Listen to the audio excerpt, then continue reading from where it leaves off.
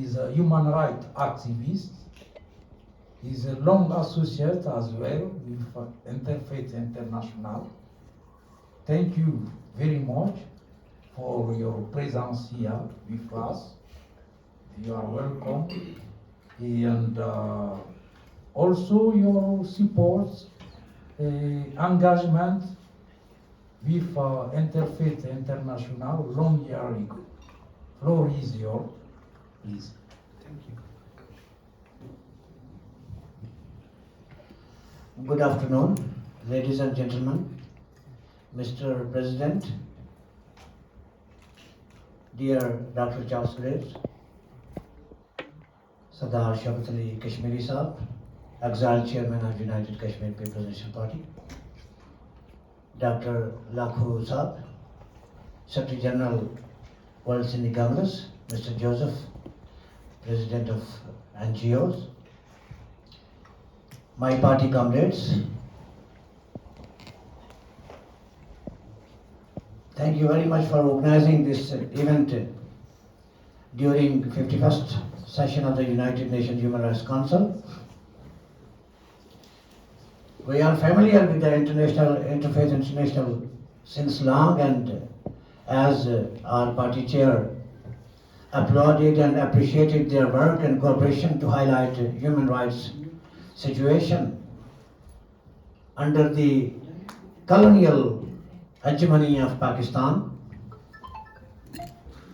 It is indeed very important to highlight constitutional restraints, political subjugation, economical deprivation, and cultural genocide in Pakistani occupied Jammu and Kashmir and in Gilgit-Baltistan. Dear friends, colleagues, respected guests, panelists, speakers, it is very important to provide floor to those who are genuinely working for the cause of people, who are genuinely upholding their responsibility to protect fundamental human rights of their people, of their nations, of their areas. But unfortunately, there are certain elements who are roaming around the world to get some place to counter the genuine voices. And it is not first time that we have this kind of situation. The states have their own means, methods, resources, and agendas. And since we are people, we have our own position to strive for our rights, our sovereign rights of the people. We are not represented by any area. We are human rights defenders. And before providing any such stage, any such platform, Mr. Viru, you are our long associate, friend, comrade. We share the stage together, platform together, ideals together. You should take care of these things, that no fake person should be allowed to use such a esteemed platform. It is very important, because when fake people are invited, are using such platforms, the message goes around that anyone can intrude into such organizations and anyone can use from anywhere, whether he has any standing or not, whether he has any stance on human rights, political rights, economical rights, cultural rights or not. So this is the thing that we need to take care in future, because it's a very long struggle. Maybe we shall see some positive results in our lifetime or not. But until we are alive and we are struggling, we should genuinely work for that. The other thing is, Pakistan, which is claiming that they are supporting the right of self-determination of the people of Jammu and Kashmir, have badly used this notion to propagate the religious sentiment of the people in Kashmir Valley. So today, everyone knows Kashmir, Kashmir, Kashmir. But Kashmir is only 6,000 square miles out of approximately 86,000 square miles of the total area of the erstwhile princely state of Jammu and Kashmir. And the Jammu and Kashmir is multicultural, multi-religious, multilingual, multi-ethnic state. We have many languages, we have many cultures, we have a diverse nature. And Pakistan is only promoting Muslims, Muslims, Muslims, Kashmir, Kashmir, Kashmir and Kashmir Valley. What we were shown in a previous video, that does not represent Jammu and Kashmir. And of course, it is all because what Dr. Charles Grave said, that Pakistan initiated proxy wars since its inception in 1947. Operation Gulmarg in 1947, Operation Gibraltar in 1965 that resulted in the Pakistan war. Then Operation Searchlight in Bangladesh and that ended up with the independence of Bangladesh. And then in 1980s Operation Tobacco was launched to initiate a covert war, because Pakistan changed its strategy not to use a conventional method to use its army, but unconventional method to use proxies. The proxies like Jamaat-e-Islami, Lashkar-e-Tayyiba, Jaish-e-Mohammed, Harkat al-Ansar, Tehreek al-Mujahideen, and many others, with a different Al-Qaeda also. And I would also show you something very interesting that I bring from Brussels. Inside Al-Qaeda and Taliban. This is the book authored by Sayyid Salim Shahzad, and the author was killed by ISI. Because in this book he has so nicely exposed the nexus between Pakistani military and Al-Qaeda and other local groups, including Hafiz Saeed and others, which were operating outside the physical borders of Pakistan. How they were receiving money, military and technical assistance from Pakistani military. So, this kind of gatherings, August conferences and get-together provide us an opportunity to share our concern. And our primary concern is always that we are living under the military occupation of Pakistan.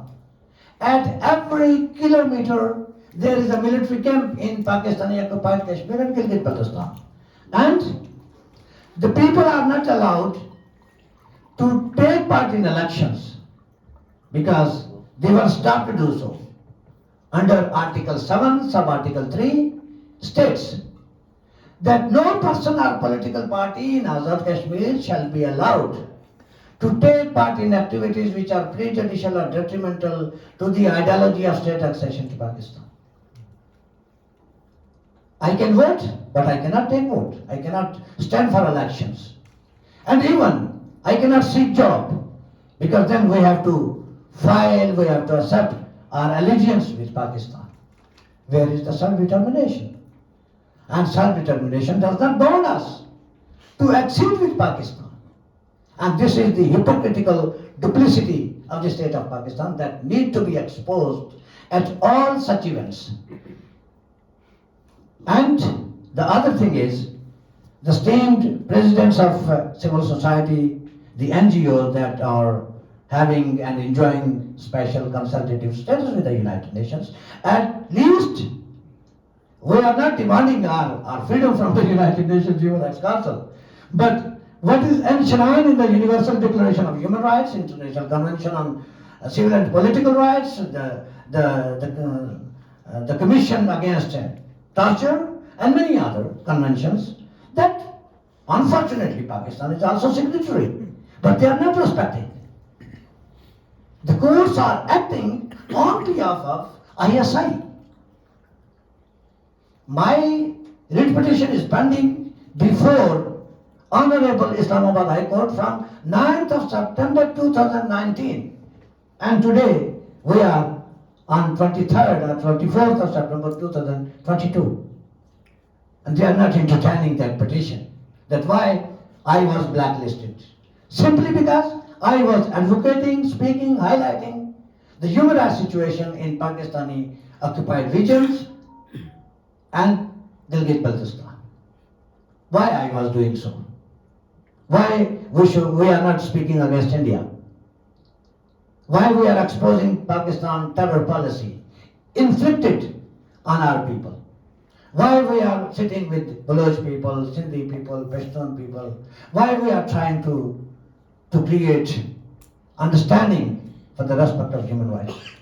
So Dr. Charles Gray, we are blessed with your presence here. It was wonderful to hear that you present a racial and interracial composition of different people living in Indian subcontinent and including in Kashmir, Jammu Kashmir as well.